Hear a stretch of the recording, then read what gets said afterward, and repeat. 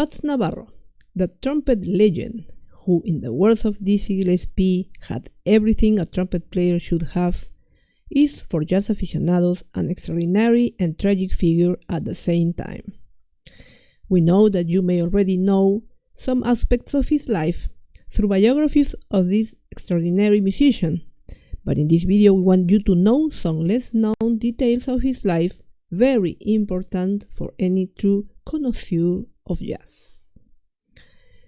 Theodore FATS Navarro was born on September 24, 1923 in Key West, a U.S. island city that is part of the Florida Keys archipelago. His mother, Miriam Williams, born in Florida with the maiden name of Fernandez, and his father Theodore Sr. of Cuban descent, raised him in a multicultural environment. Miriam recalls that he was affectionately called Cody at home. For her, FATS, the name we know him by, was nothing more than a nickname reserved for his professional life as a trumpet player. Navarro had a peculiar and very fine voice, for which he was eventually nicknamed Fat Girl. Fortunately for us jazz aficionados, that voice has been captured in the famous recording of the song Ornithology at the Berlin Club in 1950, where FATS encourages Charlie Parker at the beginning of his solo. It is said that his voice was affected in his childhood, when he used to dive for sponges, a skill in which he excelled, according to his mother. Interestingly, Navarro was a distant nephew of trumpeter Charlie Chambers, whose sound in John Kirby's ensemble in the late 1930s probably inspired him to pursue a musical career. In addition, a surprising fact is that his mother worked in the house of the famous writer Ernest Hemingway in Key West, which allowed them a close connection with the Hemingway family. The writer resided in Key West from 1931 to 1939, writing several of his best and famous works during his stay on the island. Despite taking piano lessons and singing in the Island City Choral Singers Choir, Navarro always felt a special attraction to the trumpet. His mother bought him one, and he learned the basics at the school, although he also played the tenor saxophone, with the latter instrument he got his first summer job in Miami with Walter Johnson's band. In 1941, against his parents' opposition, Navarro left home and began playing with various bands. In Isaac Snookum Russell's band, he met the famous trombonist J.J. Johnson.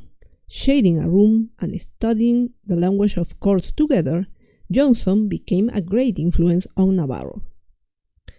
This inspired him to dedicate himself to the formal study of the trumpet, a decision that was solidified when trumpeter Buddy Anderson commended him that a certain Dizzy Gillespie was going to wipe Roy Eldridge off the map, a comment that so upset Navarro, an Eldridge admirer, that he walked away without a word.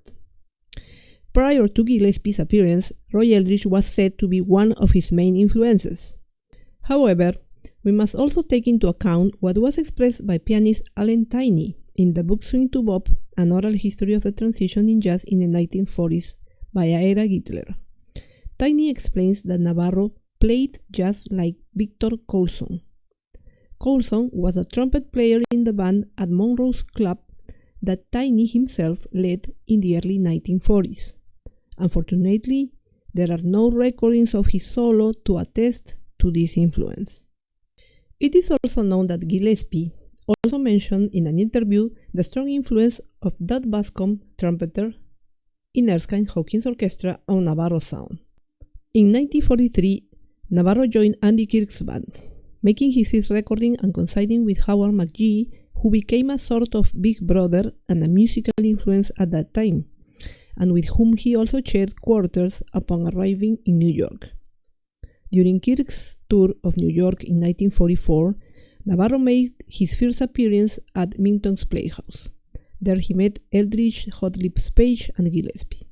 Although his uncle Charlie Chambers visited him at Minton's and saw him play, Chambers belonged to the old world and did not approve of the new emerging music, so he received no prize from Shavers.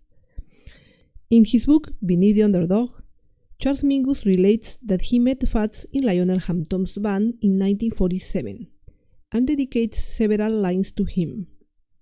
Although we know that Mingus mixed in his book some fiction with reality, the story is impressive because it reveals an eloquent FATS with the lucidity to explain to a young Mingus, whom he calls good boy from California, about the reality of jazz musicians and the power of businessmen, adding that you can be sure that jazz ceases to be jazz when the mafia takes over. Unfortunately, Navarro developed a heroin addiction. However, it is important to note that until his time with Andy Kirk's band, it was known that FATS did not use it. It is believed then that his addiction must have started around the middle 1947.